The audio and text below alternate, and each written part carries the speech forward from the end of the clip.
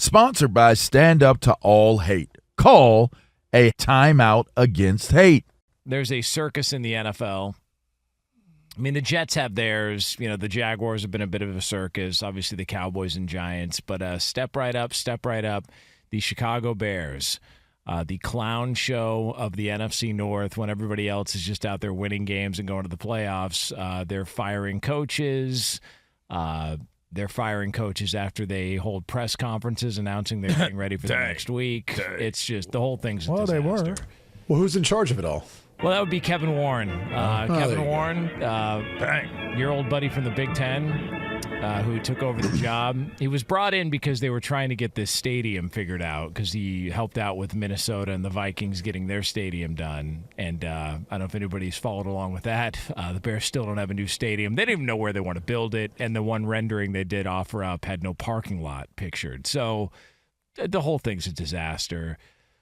He spoke yesterday for the first time since the firing of Matt Eberflus and wanted to let everybody know that Ryan Poles is going to remain the GM there and that this is a hot commodity as far as a coaching job goes in the NFL. Ryan Poles is the general manager of the Chicago Bears, and he will remain the general manager of the Chicago Bears. Ryan is young, he's talented, he's bright, he's hardworking. He has done everything in his power to bring a winner to Chicago. We will work together on a daily basis to make sure that we bring the best person to the Chicago Bears as our permanent head football coach. You have our word on that.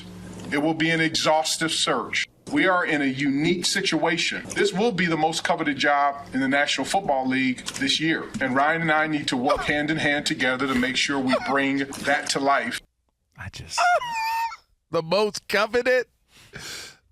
Again, I'll repeat this and I'll say it, and I'll say it and I'll mean it. Skill and talent cannot outperform dysfunction. Oh, God. Can't do it. And if that man thinks that that's the most coveted job that's going to come available in the National Football League,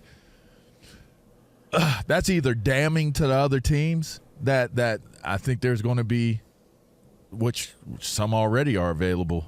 I think it's damning to those teams, or at the end of the day, that man is delusional. Or he's lying, and he's not delusional at all. So I don't know. It's not good either. Whatever the option is, whichever one you settle on, it's not good. I would start off by saying this. You have to look at the track record because Jonas goes back to Kevin Warren's involvement in getting the stadium, which, look, I'm not sure how involved or not involved he was. Obviously, he was there, and I'm sure he played a role. I look at more of the Kevin Warren impact on the Big Ten while he was there. If you recall, he was the commissioner during COVID. And some would say, coming from Jim Delaney, who was a commissioner who really, I don't think people understand the impact that he had on college sports. People look at the SEC network, ACC network, all these other networks. He started the Big Ten network. That was the first of its kind. And he was intricately involved in building out that network, having a vision for wanting to have a space for their conference to be able to open up, the world of TV for almost all their games, all their conference games, and the business model that goes along with that.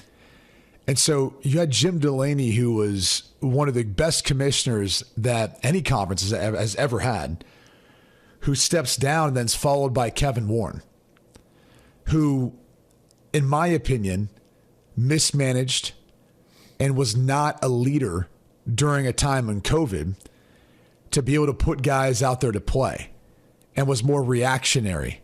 And if anything, not saying that the Big Ten necessarily fell behind, but it was one of the first times where you kind of thought, oh no, like this isn't good for the conference moving forward with the current leadership that we have. There were players protesting to play. I mean, there was all sorts of things that they were frustrated by in what became a condensed season because of his lack of leadership in a moment where you needed it the most throughout COVID. So then you fast forward to why he steps down as the Big Ten commissioner to take over as president of the Bears. Jonas points out the rendering of the stadium. Well, he was brought in to help find a site for the stadium, and he hasn't been able to do that. and it's been a bit of a joke since he's been there in that regard. Now you see the firing in that entire process. I mean, how do you let the guy that you're firing go and do a press conference and everything and fire him after the fact? It's just, the whole thing is incredibly mismanaged. And so now you're putting him in charge of hiring the next head coach.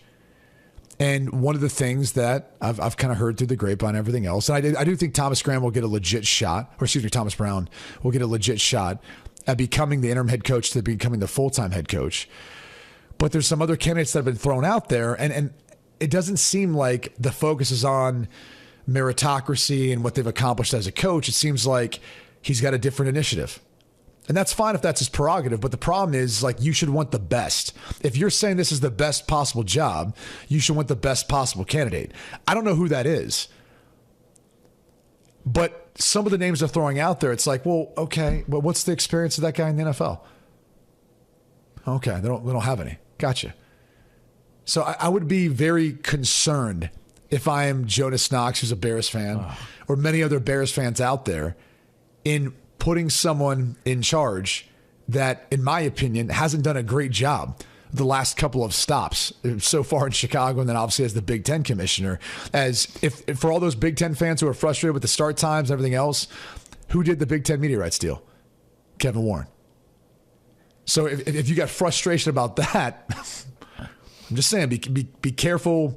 Be careful how this whole process works out and what happens on the back end of it, because there's someone in charge who doesn't have a great track record. So he was asked yesterday, Kevin Warren was, about the Matt Eberflus decision to go to the press conference, because LaVar and I were on Friday. We played to open up the show. Yeah, his presser talking to the media. I also said that they needed to cut him. Yeah. I said cut bait on him, but I didn't know that I was going to be that.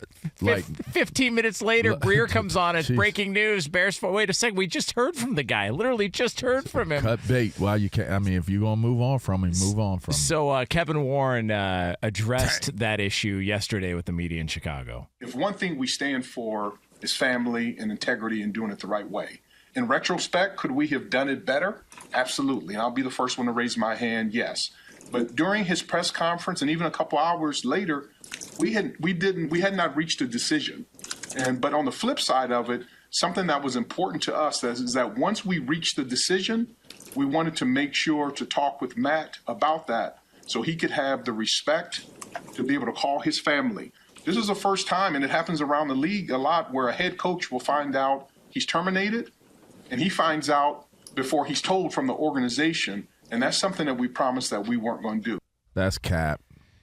That's all the way cap. This I don't know what that means, but I'll say this. It's not true.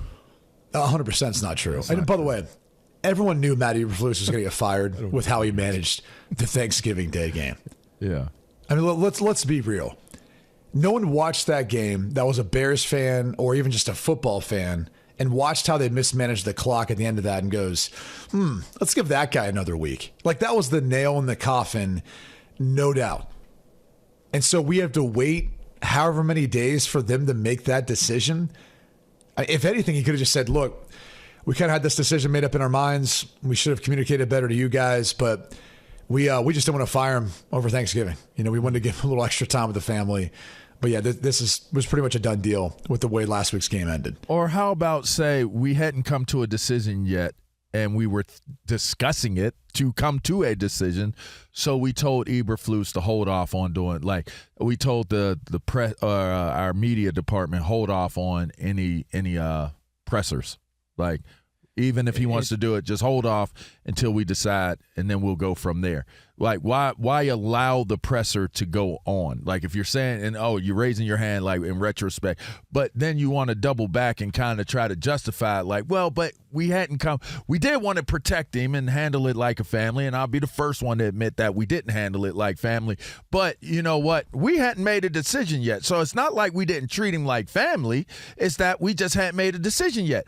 But that statement alone says you were deliberating amongst the people that were going to make the decision before that press conference took place. I've been listening to this crap for 40 years, man. And it never changes. And people can sit there and say, well, they got rid of Eberflus, problem solved. And we talked about this they've been living on the past this entire time. The 85 Bears is all they've got to hold on to, and they hold on to it.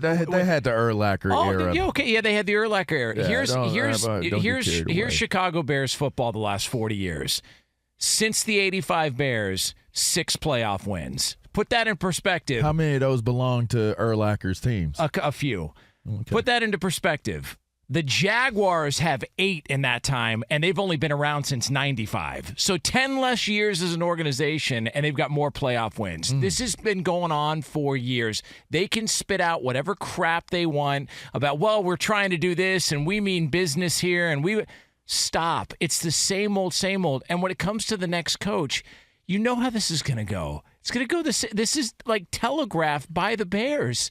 Oh, we had an offensive guy last time, better go defensive guy. Oh, we had a defensive guy last time, better go offensive guy. Instead of just, hey, who's the best one for the job?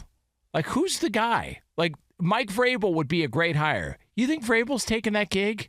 And apparently coaches that are candidates around the league saw how they handled the firing of Eberflus, and they're like, F that. Sponsored by Stand Up to All Hate. Call a timeout against hate.